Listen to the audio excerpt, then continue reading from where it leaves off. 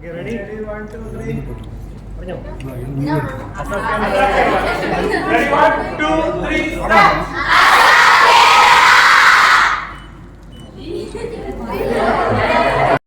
പക്ഷെ ചില വീടുകളിൽ പോവാണെങ്കിൽ അവർക്ക് ഇപ്പൊ ഓരോ സ്ഥലത്തേക്ക് പോകണമെങ്കിൽ പലർക്കും പേടിയാണ്.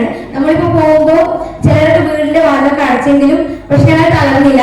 പക്ഷെ എല്ലാ വീടുകളിലും പോയി കുറെ ക്വസ്റ്റ്യൻസ് ചോദിച്ചു, അതിനെപ്പറ്റി കുറെ ആൻസേഴ്സും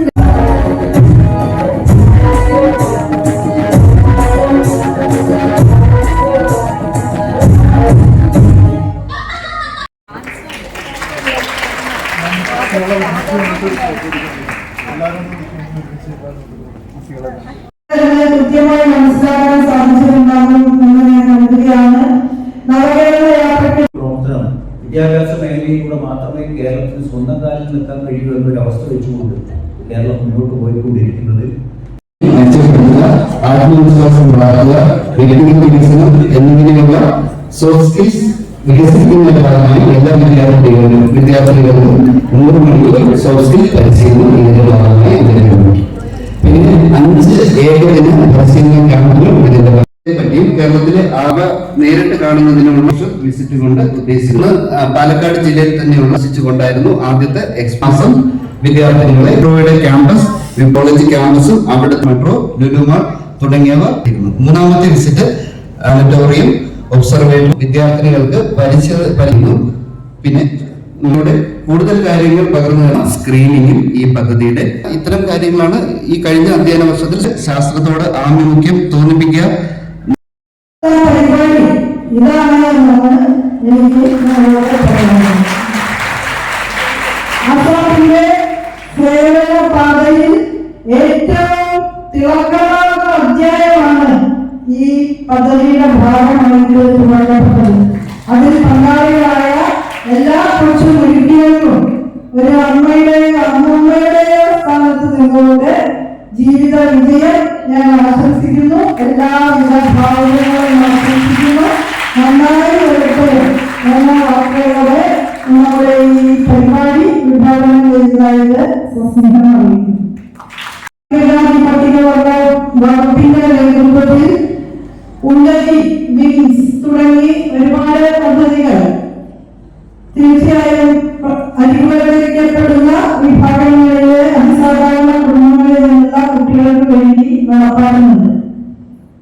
നവകേരള യാത്രയുമായി ബന്ധപ്പെട്ട് കേരളത്തിലെ എല്ലാ മണ്ഡലങ്ങളിലൂടെയും കടന്നു പോകാൻ സാധിച്ചപ്പോൾ ആദിവാസി വിഭാഗത്തിൽപ്പെട്ട കുട്ടികളും പട്ടികജാതി വിഭാഗത്തിൽപ്പെട്ട കുട്ടികളും സർക്കാർ നൽകുന്ന വ്യത്യസ്തങ്ങളായ പദ്ധതികളുടെ ഭാഗമായിട്ട് തങ്ങൾക്ക് ലഭിച്ച പ്രയോജനങ്ങളെ കുറിച്ച് സംസാരിക്കുന്നതാണ് ഏറ്റവും ആവേശപൂർവ്വം ഞങ്ങൾ കേട്ടത്.